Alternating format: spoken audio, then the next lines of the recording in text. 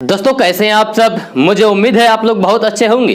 दोस्तों आज हो चुका है 23 जून 2021। तो आज की बिहार की टॉप न्यूज लेकर आए हैं आपके लिए।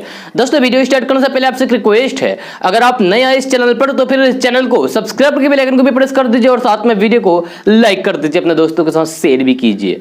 तो चलिए दोस्तों स्टार्ट करते हैं आज की पूरे बिहार की टॉप न्यूज। दोस्तों अगर आप बिहार से हैं तो फिर आपके लिए बुरी खबर है। जी हां, खबर यह है कि बिहार में दवाइयों की कीमतों में बेतहाशा बढ़ोतरी हुई है। जी हां, कोरोना संक्रमण की पहली और दूसरी लहर के बीच दवा की कीमतों में काफी उछाल देखने को मिली है। जी हां, 2020 से 2021 के बीच कीमतों में 5 से 20% तक की वृद्धि हुई है। जी हां, खासकर बीपी शुगर की दवाओं की कीमतों में 5 से 10% तक की बढ़ोतरी हुई है। इसका मरीजों की जेब पर सीधा असर दिख रहा है। दोस्तों उत्तर प्रदेश में जनसंख्या नियंत्रण कानून बनाने की तैयारी हो रही है, जिसके मुताबिक अब 2 से अधिक बच्चों के माता पिता को आने वाले वक्त में सरकारी सुविधाओं और सब्सिडी से हाथ धोना पड़ेगा। बीजेपी इसे देश हित में जरूरी फैसला बता रही है, तो समाजवादी पार्टी इसे चुनावी स्टंट करार दे रही है। आपको बता दें कि उत्तर प्रदेश की जनसंख्या अभी लगभग 24 करोड़ है। दुनिया भर के 200 से अधिक देशों में सिर्फ 4 देश ऐसे हैं जहां उत्तर प्रदेश से ज्यादा जनसंख्या है। ये देश है चीन, अमेरिका और इंडोनेशिया, और चौथा देश है भारत। उत्तर प्रदेश राज्य विधि आयोग के अध्यक्ष आदित्यनाथ मित्तल राज्य में मरीजों को अस्पताल न मिल पाने, बच्चों को स्कूल और फिर नौजवानों को रोजगार न मिल पाने का सिर्फ एक ही वजह मानते हैं, और वह है बेतहाशा बढ़ती आबादी। इन सब के बीच राज्य में जनसंख्या नियंत्रण कानून बनाने की चर्चा चल रही है। संभावना जताई जा रही है कि जो भी 2 से अधिक बच्चे पैदा करेगा उसे सरकारी योजनाओं, सरकारी सब्सिडी, राशन वितरण, राज्य सरकार की नौकरी और सस्ते घर की स्कीम से हाथ धोना पड़ सकता है। वैसे जनसंख्या विस्फोटों को मुसलमानों की आबादी से जोड़कर राजनीति करने का पुराना इतिहास है। अक्सर यह दावा किया जाता है कि मुस्लिमों की आबादी हिंदुओं के मुकाबले बहुत तेजी से बढ़ रही है। साल 2011 की जनगणना के अनुसार उत्तर प्रदेश की कुल जनसंख्या 19 करोड़ 98 लाख 12,341 थी, जिसमें 15 करोड़ 93 लाख 12,654 हिंदू और 3 करोड़ 84 लाख 83,967 मुस्लिम थे। दोस्तों देश अगर जीतना है तो फिर उत्तर प्रदेश जरूरी है। जी हां, बीजेपी और आरएसएस की यह सोच बिल्कुल भी स्पष्ट है, बल्कि इसे यूं कहें कि मौजूदा हालात में उत्तर प्रदेश हारना बीजेपी सहन नहीं कर सकती। यह बात सिर्फ 2022 की नहीं बल्कि 2024 की भी है। यह नरेंद्र मोदी के पीएम बनने के 7 सालों में इस तरीके से बैठकों का दौर शायद ही कभी चला हो यह जैसा फिलहाल चल रहा है। बीजेपी और आरएसएस की बैठकों का लब्बो लुभाव और यूपी विजय को लेकर परिवार की प्लान की बात चल रही है। इस प्लान के तहत आरएसएस और बीजेपी साइलेंट नहीं बल्कि वाइब्रेंट वोटर पर फोकस करेगा। ये वाइब्रेंट वोटर क्या है आपको आगे हम बताएंगे। उससे पहले एक बात और है कि यूपी में अखिलेश सरकार के समय में हुए काम जिनका उद्घाटन योगी आदित्यनाथ मुख्यमंत्री बनने के बाद किया, उनके प्रचार से बचा जाएगा। नए काम और एक ही नाम यानी कि पीएम नरेंद्र मोदी के चेहरे और केंद्र के काम को आगे रखकर जनता के बीच जाने की रणनीति को अमली जमा पहनाया जा रहा है। इसे और थोड़ा और आसान भाषा में समझे तो फिर यूपी में नेतृत्व बदले बगैर वोटरों के सामने मोदी को लाकर सत्ता की बाजी जीतने की यह कवायद है। उत्तर प्रदेश में 2022 की सियासी जंग को जीतने के लिए संगठन से लेकर सरकार तक के स्तर पर नीतियों और रणनीतियों के निर्धारण का काम वैसे अभी भी जारी है। असली चुनौती संगठन को साथ लेकर और सरकार के भीतर बन गए गुटों को पूरी ताकत के साथ जमीन पर उतारना है। समय कम है, लिहाजा भारतीय जनता पार्टी यानी कि बीजेपी ने 2022 के विधानसभा चुनाव में चोटी तक पहुंचने के लिए एरी तक का जोर लगा रखा है।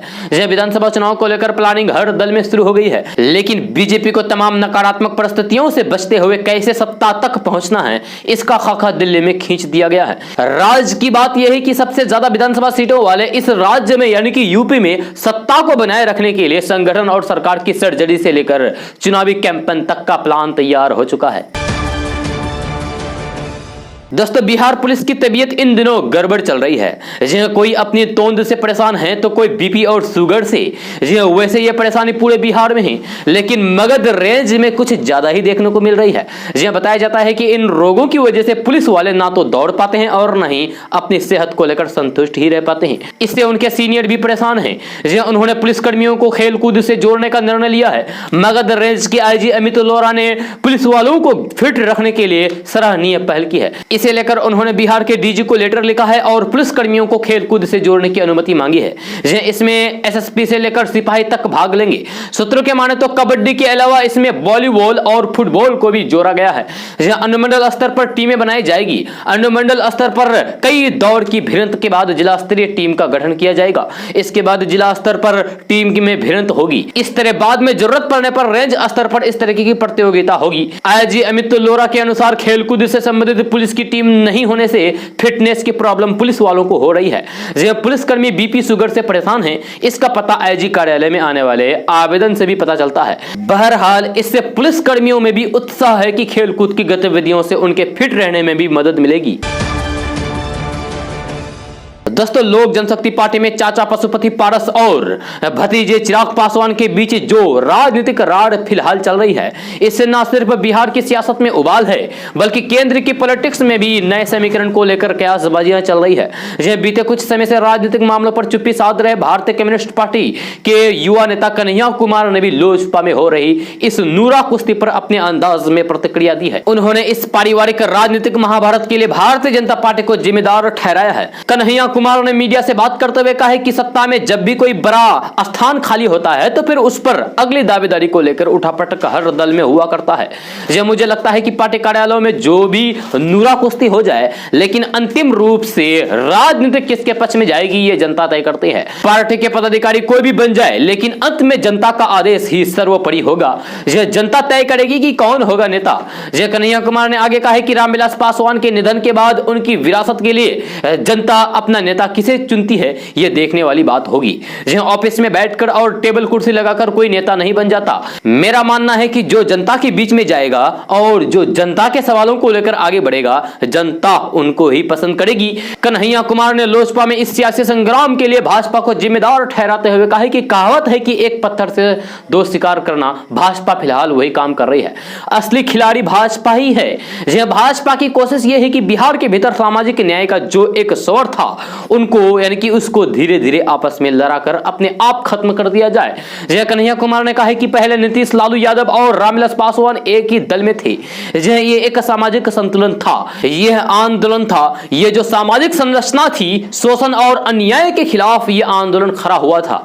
ये तीनों ही एक साथ थे, लेकिन बाद के दिनों में यह आंदोलन आपस में अपने ही सवालों को लेकर, अपने हितों को लेकर तितर बितर हो गया। यह भाजपा को अब इसमें लाभ लेने का अवसर मिला है और ये ले भी रही है।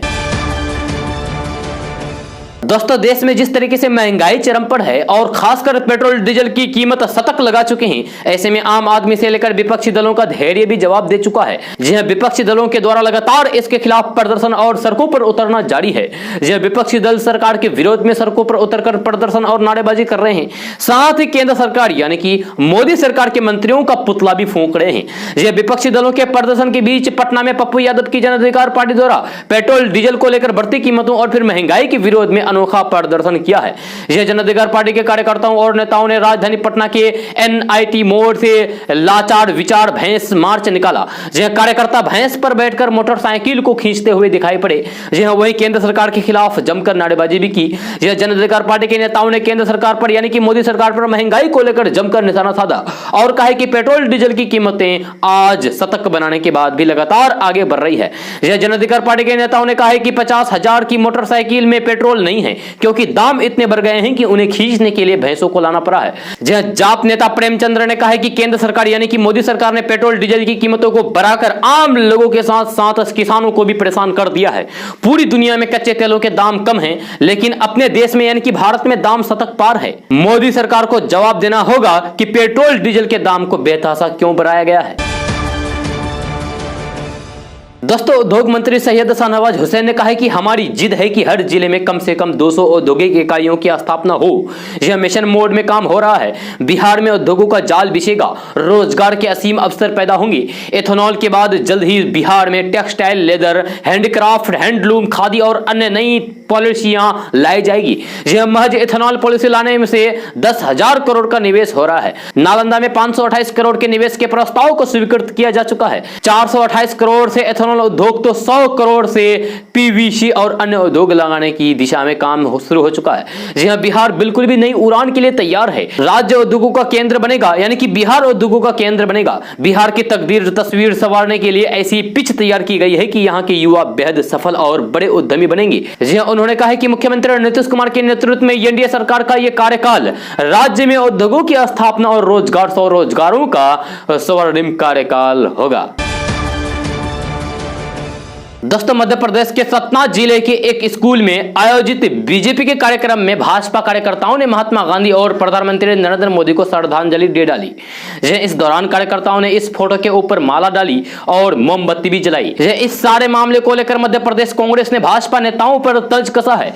कांग्रेस ने ट्वीट करते हुए इसे प्रधानमंत्री का अपमान बताया है। उन्होंने पूछा है कि फोटो सेंशन कराते हुए जरा भी शर्म नहीं आई। वही साथ ही साथ सीएम शिवराज से पूछा गया है कि क्या यह सब सुनियोजित तो नहीं था। यह संगठन के जिम्मेदारों ने अब तक कोई भी संज्ञान नहीं लिया है। दरअसल कोरोना वैक्सीन अभियान के तहत जिला प्रशासन द्वारा शासकीय विद्यालय खुनसी में भी सेंटर बनाया गया था। यहां सोमवार सुबह करीब 9:30 बजे स्वास्थ्य कार्यकर्ता भाजपा कार्यकर्ता स्कूल प्रबंधक की मौजूदगी में उत्साह हो गए। उन्होंने महात्मा गांधी के साथ प्रधानमंत्री नरेंद्र मोदी की तस्वीर भी रख दी। इसके बाद अतिथियों की मौजूदगी में माला चढ़ाकर मोमबत्ती भी जलाई गई। जी हां, यहां फोटो सेंशन भी हुआ और फिर उन्हीं में से किसी ने यह फोटो सोशल मीडिया पर वायरल कर दिया।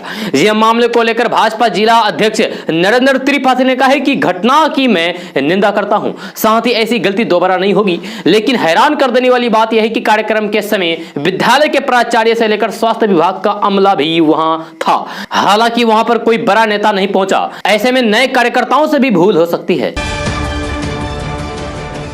दोस्तों, पंजाब के मेगा जिला से एक खबर आई है जिसको लेकर हर कोई खुश है। जी हां, यहाँ के गांव वाले मिलकर मस्जिद बना रहे हैं। जब भलूर नाम के इस गांव में मुसलमानों के कुल मिलाकर 8 परिवार रहते हैं। इस गांव में 7 गुरुद्वारे और 2 मंदिर भी हैं। लेकिन अब इस गांव में एक मस्जिद भी बनने जा रही है। गांव में ज्यादातर सिखों और हिंदुओं के परिवार रहते हैं। गांव वालों के इस कदम को सौहार्द की मिसाल बताया जा रहा है। इंडियन एक्सप्रेस की खबर के मुताबिक यहाँ 12,000 लोगों की आबादी है। गांव में बनने वाली मस्जिद की नींव का पत्थर रखने के लिए कार्यक्रम भी किया गया था।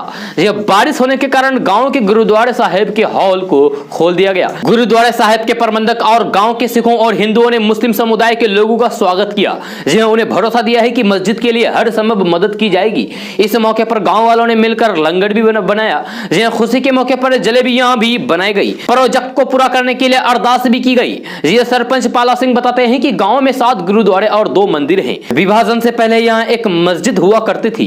गांव से कई मुस्लिम परिवार उस वक्त यहां से चले गए, यानी कि पाकिस्तान चले गए थे। देखभाल ना होने की वजह से गांव की मस्जिद की इमारत का अस्तित्व ही खत्म हो गया। लोग पैसा दान भी दे रहे हैं। यह गांव के लोगों ने मिलकर इस मस्जिद का निर्माण करने के लिए 100 रुपए से लेकर 1 लाख रुपए तक का दान दिया है। यह वक्फ बोर्ड के मेंबर्स भी इसमें सहयोग दे रहे हैं। मस्जिद प्रबंधक कमेटी ने उम्मीद जताई है कि मस्जिद का निर्माण अगले साल तक पूरा हो जाएगा।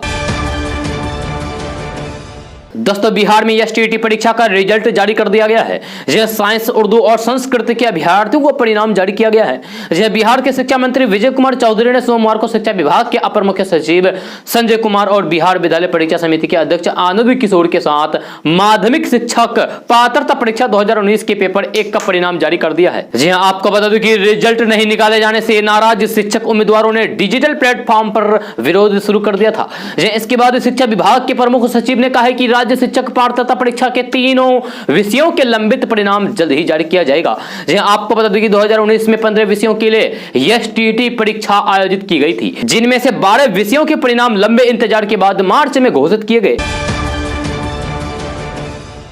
दोस्तों, अगर आप सरकारी कर्मचारी हैं तो फिर आपके लिए बुरी खबर है, क्योंकि सरकार आपकी चाय नाश्ते में कटौती करने जा रही है। बीते 2 सालों में कोरोना काल की चुनौतियों ने बड़े से लेकर छोटे फैसले तक के लिए सरकार को मजबूर किया है। अब मोदी सरकार ने सभी केंद्रीय मंत्रालय और विभागों में गैर जरूरी खर्च में कटौती करने का फैसला किया है। गैर जरूरी खर्च में 20% तक की कमी करने का आदेश सरकार ने दे दिया है। अगर इस फैसले के अंदर जाकर समझने की कोशिश करेंगे तो फिर केंद्रीय कर्मचारियों से लेकर अधिकारियों तक के चाय नाश्ते से लेकर हवा हवाई यात्रियों तक पर सरकार कैंची चलाएगी। हालांकि सरकार ने तय किया है कि कोरोना को लेकर खर्च की जाने वाली राशि में कोई भी कटौती नहीं की जाएगी। जी हां, सड़क परिवहन और राजमार्ग मंत्रालय की तरफ से 18 जून को मंत्रालय MHAI NHAIDCL जैसी इकाइयों को निर्देश जारी करते हुए आदेश दिया है कि वित्त मंत्रालय के निर्देश के मुताबिक कटौती की जाए। यह मंत्रालय से जुड़े सूत्रों के मुताबिक बैठकों और सेमिनारों पर खर्च की जाने वाली राशि में कटौती की जाएगी। चाय स्नैक्स पर खर्च की कमी की जाए।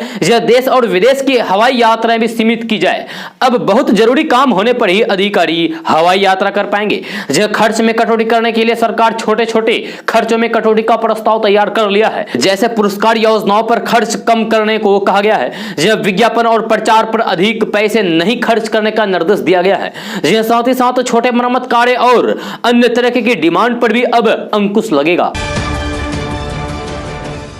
दोस्तों, मोदी सरकार किसानों के खाते में इस महीने 4,000 रुपए ट्रांसफर कर सकती है। यह प्रधानमंत्री किसान सम्मान निधि योजना के तहत किसानों के पास 4,000 रुपए पाने का अच्छा मौका है। यह सरकार ने हाल ही में किसानों के खाते में 2,000 रुपए की 8वीं किस्त ट्रांसफर की है। अगर आप भी यह पैसा पाना चाहते हैं तो फिर फटाफट अपना रजिस्ट्रेशन करा ले। यह किसान सम्मान निधि योजना के तहत अब तक 9 करोड़ से अधिक किसानों का रजिस्ट्रेशन किया जा चुका है। आपको बता दूं कि आप पीएम किसान योजना के ऑफिशियल वेबसाइट pmkisan.gov.in पर जाकर फॉर्म भर सकते हैं। रजिस्ट्रेशन करने के बाद आपके खाते में यह पैसा सरकार की ओर से ट्रांसफर कर दिया जाएगा। कई किसान ऐसे भी हैं जिन्हें 2,000 रुपए की यह रकम नहीं मिलती है। यह नहीं मिली है क्योंकि उन्होंने इस योजना में रजिस्ट्रेशन ही नहीं करवाया था। ऐसे में अब किसान 30 जून तक अपना रजिस्ट्रेशन करवा सकते हैं। इसे मंजूरी मिल गई तो फिर अप्रैल जुलाई वाली किस्त जुलाई में मिल जाएगी और अगस्त की नई किस्त भी अकाउंट में आ जाएगी। यानी कि 2 किस्तों का लाभ मिल सकता है। दोस्तों, लाख चेतावनी के बाद भी घुसखोरी का मामला कम नहीं हो रहा है। ताजा मामला आरा से है। आरा के पीरो प्रखंड में घुस लेना शिक्षा विभाग के पदाधिकारी को महंगा पड़ गया। जी हां, पटना से पीरो गई निगरानी विभाग की टीम ने सोमवार को पीरो के प्रखंड शिक्षा पदाधिकारी को घूस में 80,000 रुपए लेते हुए गिरफ्तार किया गया है। जी हां, वह एक हेड मास्टर से फाइल डील करने के लिए मोटी रकम ले रहे थे, लेकिन सारी होशियारी धरी की धरी रह गई और पुलिस के हत्थे चढ़ गए। दोस्तों, बिहार की राजधानी पटना में सीएम नीतीश कुमार के नेतृत्व में अनलॉक 3 को लेकर एक बैठक हुई। इसमें 23 जून से यानी कि आज से लेकर 6 जुलाई तक बिहार में अनलॉक 3 लागू किए जाने को लेकर फैसला लिया गया है। इस संबंध में खुद ट्वीट करके सीएम नीतीश कुमार ने कहा है कि कोरोना संक्रमण की स्थिति को लेकर समीक्षा बैठक की। 23 जून से यानी कि आज से 6 जुलाई तक सरकारी और गैर सरकारी कार्यालय 100% उपस्थिति के साथ काम करेंगे। दुकानें 7 बजे संध्या तक खुलेगी। रात्रि 9 बजे से सुबह 5 बजे तक कर्फ्यू लागू रहेगा। कोरोना संक्रमण की स्थिति की समीक्षा की गई। 23 जून से 6 जुलाई यानी कि आज से 6 जुलाई तक सरकारी एवं गैर सरकारी कार्यालय 100% उपस्थिति के साथ काम करेंगे। इसके अलावा एक अन्य ट्वीट में सीएम नीतीश कुमार ने लिखा है कि पार्क एवं उद्यान 6 बजे सुबह से 12 बजे तक खुलेंगे। अभी भी सतर्कता बरतने की आवश्यकता है। दोस्तों, कोरोना के चलते बंद हुए सरकारी स्कूलों को खोल दिया गया है, लेकिन स्कूलों में अभी पढ़ाई नहीं होगी। बच्चों की भी स्कूल आने पर पाबंदी लगाई गई है। इसके चलते बिहार सरकार ने बच्चों को दिए जाने वाले मिड डे मील को बांटने का फैसला किया। सोमवार से बिहार के सरकारी स्कूलों में अभिभावकों को एक साथ 3 महीने का अनाज देना शुरू कर दिया है। शिक्षा विभाग के प्रमुख सचिव संजय कुमार ने इस संबंध में सभी जिला शिक्षा पदाधिकारी और फिर मध्याह्न भोजन योजना के डीपीओ को पत्र भी भेज दिया है। अपर मुख्य सचिव ने अपने पत्र में लिखा है कि कोविड-19 संक्रमण के कारण शैक्षणिक संस्थान बंद चल रहे हैं। इस वजह से मध्याह्न भोजन योजना का संचालन भी बंद है। उन्होंने बताया है कि कई जिलों के जिला कार्यक्रम पदाधिकारी ने बताया है कि सीएफसी के गोदाम में मध्याह्न भोजन योजना का खाद्यान्न मौजूद है। अनाज का उठाव नहीं होने के चलते दूसरे योजनाओं का खाद्यान्न रखने में समस्या हो रही है। दोस्तों, खेती किसानी हमारे देश की अर्थव्यवस्था की रीढ़ कही जाती है। देश में बहुत सारे किसान ऐसे हैं जो पशुपालन भी करते हैं। किसान गाय भैंस से लेकर अलग अलग क्षेत्रों में तरह तरह के पशु पालते हैं। इन पशुओं के लिए चारा जुटाना बड़ी जिम्मेदारी होती है। बढ़ती महंगाई के साथ पशु आहार भी महंगे हुए हैं। इन पशुओं को हरी घास नसीब हो तो दूध भी अच्छी मात्रा में देते हैं, लेकिन खूब सारी मात्रा में हरी घास कहां से लाया जाए? किसानों और पशुपालकों की इसी समस्या का हल है हाथी घास। इसका मूल नाम नेपियर घास है। चूंकि ये बहुत तेजी से बढ़ती है और इसकी हाइट इंसानों से काफी ज्यादा होती है, इसीलिए इसे हाथी घास भी कहा जाता है। पशुओं के लिए यह पौष्टिक चारा है। कृषि सेवा पर दी गई जानकारी के मुताबिक सबसे पहले नेपियर हाइब्रिड घास अफ्रीका में तैयार की गई थी। यह भारत में यह घास 1912 के आसपास आई। तमिलनाडु के कोयम्बटूर में नेपियर हाइब्रिड घास उपजाई गई। यह दिल्ली में यह साल 1962 में तैयार की गई और पहले हाइब्रिड को पूसा विजेट नेपियर नाम दिया गया। इस घास को पूरे साल 6 से 8 बार कटाई की जाती है और हरा चारा प्राप्त किया जा सकता है। उत्पादन कम हो तो फिर इसे फिर से खोद कर लगाया जाता है। यह पशु चारा के रूप में यह काफी तेजी से अपनाया जा रहा है। यह हाइब्रिड नेपियर घास को गर्म मौसम की फसल कहा जाता है। इसके तेजी से विकास के लिए उपयुक्त तापमान 31 डिग्री माना जाता है, जबकि 15 डिग्री से कम तापमान होने पर इसकी पैदावार कम हो जाती है। गर्मियों के मौसम में धूप और फिर हल्की बारिश इसके लिए उपयुक्त मानी जाती है। नेपियर घास की उपज सभी तरीके की मिट्टियों में हो सकती है, हालांकि दोमट मिट्टी इसके लिए उपयुक्त मानी जाती है। अगर आप भी किसान हैं और पशुपालक हैं तो फिर आप इस घास को उपजा सकते हैं और फिर अपनी आमदनी बढ़ा सकते हैं। दोस्तों, मिजोरम के एक मंत्री ने अपने निर्वाचन क्षेत्र में सबसे अधिक बच्चों वाले माता पिता के लिए 1 लाख रुपए की नगद प्रोत्साहन राशि देने की घोषणा की है। उनके इस कदम का उद्देश्य कम जनसंख्या वाले मिजो समुदाय को जनसंख्या वृद्धि के लिए प्रोत्साहित करना है। हालांकि खेल मंत्री रॉबर्ट रोमाविया रोयते ने बच्चों की न्यूनतम संख्या का जिक्र नहीं किया है। यह घोषणा ऐसे वक्त में की गई है जब देश के कई राज्य जनसंख्या नियंत्रण नीति का समर्थन कर रहे हैं। यह फादर्स डे के अवसर पर मंत्री ने घोषणा की है कि वे अपने आइजोल पूर्वी 2 विधानसभा क्षेत्र में सर्वाधिक संतान वाले पुरुष या फिर महिला को 1 लाख रुपए की नगद प्रोत्साहन राशि देंगी। यह उन्होंने सोमवार को एक बयान में कहा है कि ऐसे व्यक्ति को एक प्रमाण पत्र और एक ट्रॉफी भी दी जाएगी। यह मंत्री ने कहा है कि मिजो समुदाय में जनसंख्या वृद्धि की कम दर गंभीर चिंता का विषय है। मिजोरम में कई मिजो जनजातियां रहती है। दोस्तों, उत्तर प्रदेश में विधानसभा चुनाव में कुछ ही महीने रह गए हैं। ऐसे में तमाम पार्टियां चुनावी मोड में आ गई है। यह बीजेपी भी रणनीति बनाने में लग गई है। संगठन में फेरबदल से लेकर कुछ जन कल्याण योजनाएं शुरू करने तक फिर सत्ता वापसी के लिए सब कुछ किया जा रहा है। इसी बीच यूपी में अब जनसंख्या कानून को लेकर मंथन शुरू हो गया है। कहा जा रहा है कि जल्द ही राज्य भी अपना खुद का एक जनसंख्या नियंत्रण कानून ला सकता है। अब उस कानून पर तो अभी सिर्फ विचार किया जा रहा है, लेकिन यूपी की सियासत ने उबाल मारना शुरू कर दिया है। समाजवादी पार्टी से लेकर कांग्रेस तक सभी इस मुद्दे पर योगी सरकार को घेर रहे हैं। एक तरफ समाजवादी पार्टी इसे चुनाव से पहले ध्यान भटकाने वाला मुद्दा बताया है, तो वहीं कांग्रेस से सवाल खड़ी कर रही है कि ऐसे कानून लाना राज्य के हाथ में नहीं है। यह समाजवादी पार्टी के प्रवक्ता अनुराग भदौरिया ने कहा है कि उत्तर प्रदेश में इन 4.5 सालों में कोई काम नहीं हुआ। महंगाई बढ़ी, बेरोजगारी बढ़ी, कोरोना काल में लोगों की मौतें हुई, जहरीली शराब से लोगों की मौतें हुई। इन 4.5 सालों में सरकार ने कुछ नहीं किया। यह चुनाव आ रहे हैं, लिहाजा जनता का ध्यान भटकाने के लिए अब ऐसे मुद्दे लाई जा रही है। दोस्तों, अंतर्राष्ट्रीय योग दिवस के मौके पर भारत के पड़ोसी देश नेपाल के प्रधानमंत्री केपी शर्मा ओली ने बड़ा दावा किया है। यह पीएम केपी शर्मा ओली ने कहा है कि योग की उत्पत्ति वास्तव में नेपाल में हुई थी, भारत में नहीं। उन्होंने कहा है कि जब दुनिया में योग की शुरुआत हुई थी तब भारत आसपास भी नहीं था। अंतर्राष्ट्रीय योग दिवस के अवसर पर बालुगताड़ में अपने आवास पर एक कार्यक्रम को संबोधित करते हुए पीएम ओली ने कहा है कि जब योग अस्तित्व में आया उस समय भारत का कोई अस्तित्व नहीं था। यह भारत गुटों में बट गया था। उन्होंने कहा है कि उस समय भारत एक महाद्वीप या फिर उपमहाद्वीप के तरह था। इतना ही नहीं, समाचार एजेंसी एएनआई ने बताया है कि कार्यक्रम में पीएम ओली ने यह भी दावा किया है कि भारतीय विशेषज्ञ इसके बारे में तथ्य छिपा रहे हैं। दोस्तों, पाकिस्तान में अल्पसंख्यक हिंदुओं की हालत क्या है यह किसी से छुपी हुई नहीं है। यह अपनी दुर्दशा को देखते हुए कुछ हिंदू पाकिस्तान से टूरिस्ट वीजा पर हिंदुस्तान आए और यहीं रह गए, लेकिन अब वही हिंदू परिवार वापस पाकिस्तान जाने को मजबूर हैं। यह कोरोना महामारी ने पूरी दुनिया में तबाही मचाई। हिंदुस्तान में भी कोरोना ने हर वर्ग के लोगों पर कहर बरपाया, लेकिन पाकिस्तान से आए हिंदू शरणार्थियों पर इस महामारी का कहर ऐसा टूट पड़ा है कि वे अंदर से टूट गए और अब पाकिस्तान जाने को मजबूर हैं। जो हिंदू शरणार्थी पाकिस्तान से हिंदुस्तान आए थे, उन्होंने बड़ी मशक्कत से यहां अपना छोटा मोटा काम धंधा शुरू किया था, लेकिन बीते 2 सालों से जिस तरीके से कोरोना ने हर उद्योग धंधे खासकर मजदूर वर्ग को प्रभावित किया है, उसी की जद में ये लोग भी आ गए हैं। इनके काम धंधे बंद हैं और ये पूरी तरीके से कर्ज में डूब चुके हैं। इन्हें कोई सरकारी सहायता भी नहीं मिल पा रही है। यहाँ तक कि कुछ परिवार तो भूखमरी के कगार पर आ गए हैं।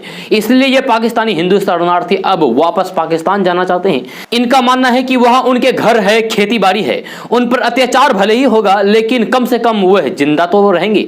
यह भूखमरी से जिस तरीके से हिंदुस्तान में मर रहे हैं वैसे मरेंगे तो नहीं।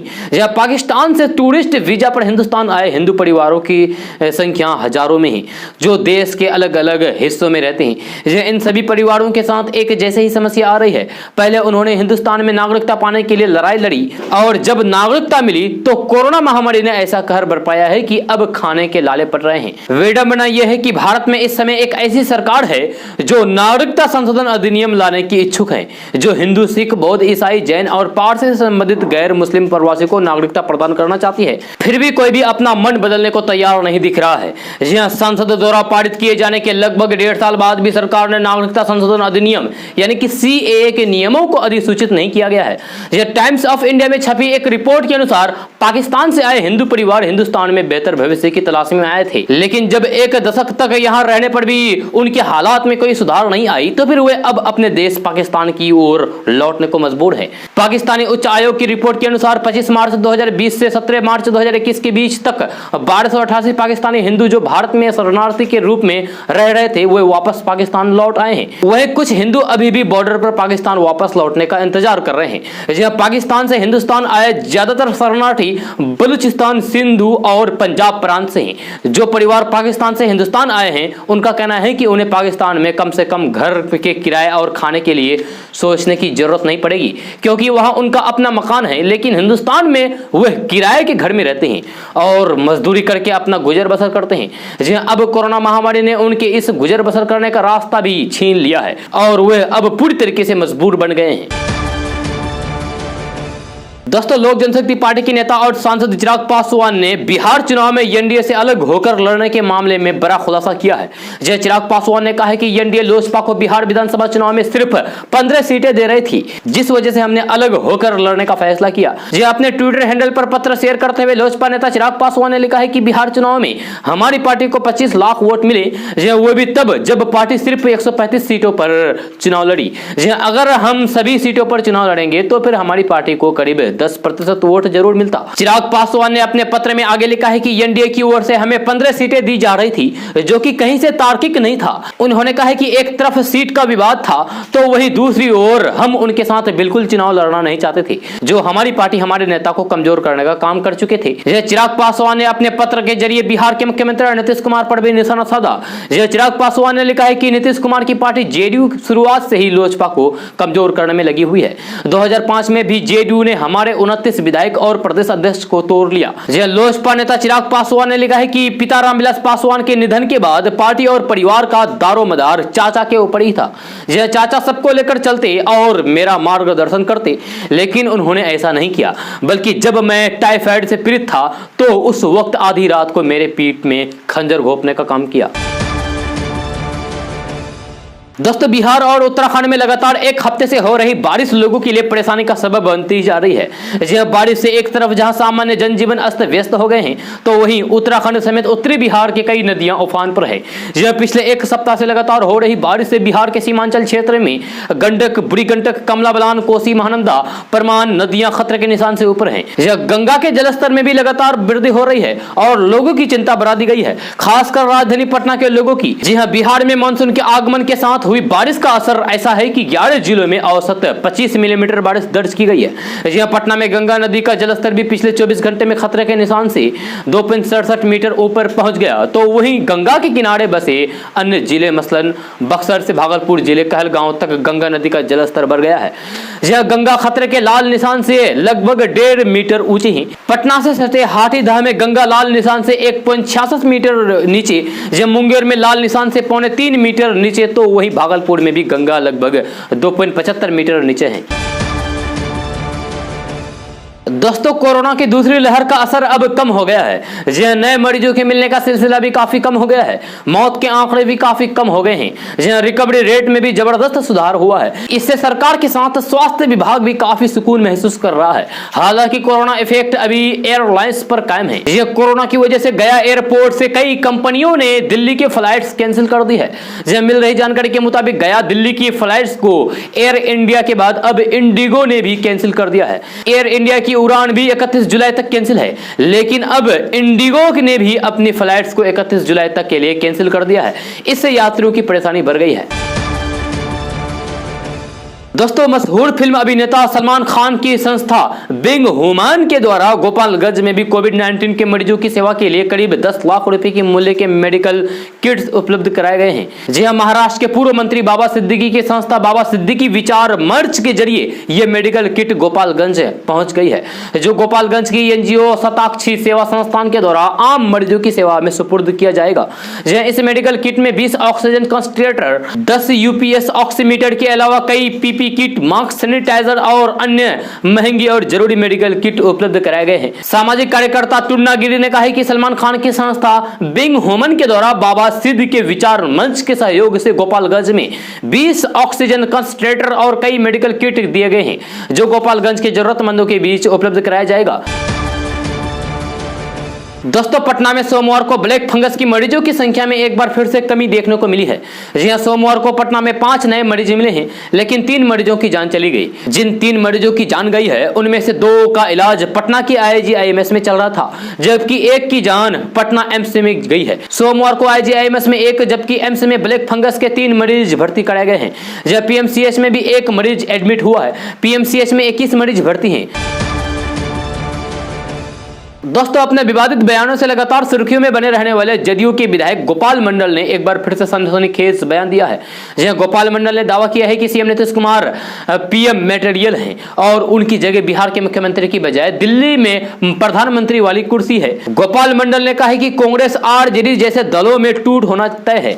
जी, आरजेडी और कांग्रेस में टूटे हुए विधायक कभी भी बीजेपी में शामिल नहीं होंगे। ऐसे में जेडीयू की ताकत बढ़ेगी तो फिर नीतीश कुमार दिल्ली में दावेदारी भी ठोकेंगे। गोपाल मंडल ने कहा है कि अगर हमें मौका मिला तो हम बीजेपी को भी नहीं छोड़ेंगे। गोपाल मंडल ने अपने अंदाज में कहा है कि अगर हमारी ताकत बढ़ गई तो फिर हम झड़प जाएंगे। इतना ही नहीं, गोपाल मंडल ने एलजेपी अध्यक्ष चिराग पासवान पर भी हमला बोला है। जेडीयू विधायक गोपाल मंडल ने कहा है कि चिराग पासवान की संपत्ति की जांच होनी चाहिए। अगर चिराग की संपत्ति की जांच हुई तो फिर उसमें गड़बड़ी सामने आ सकती है। गोपाल मंडल ने कहा है कि कांग्रेस में ही नहीं बल्कि राजद में भी फूट होने वाला है। जेडीयू के बिना किसी का काम नहीं चलने वाला है। कांग्रेस और आरजेडी से टूटने वाले लोग भाजपा में नहीं, जेडीयू में ही जाएंगे। गोपाल मंडल ने कहा है कि कांग्रेस और आरजेडी के नेतृत्व टूटने के लिए तैयार हैं। उन्होंने कहा कि मुख्यमंत्री नीतीश कुमार जैसा सीएम ना आज तक बिहार में बना है और ना ही आगे बनेगा। दोस्तों, आज का न्यूज़ बस यहाँ तक। कैसा लगा जरूर अपना सुझाव दीजिएगा नीचे कमेंट बॉक्स में कमेंट करके। अगर आप नए आए इस चैनल पर तो फिर चैनल को सब्सक्राइब करके बेल आइकन को भी प्रेस कर दीजिए और साथ में वीडियो को लाइक कर दीजिए, अपने दोस्तों के साथ शेयर भी कीजिए। तो चलिए दोस्तों, फिर मिलते हैं अगले वीडियो में। जय हिंद, जय बिहार।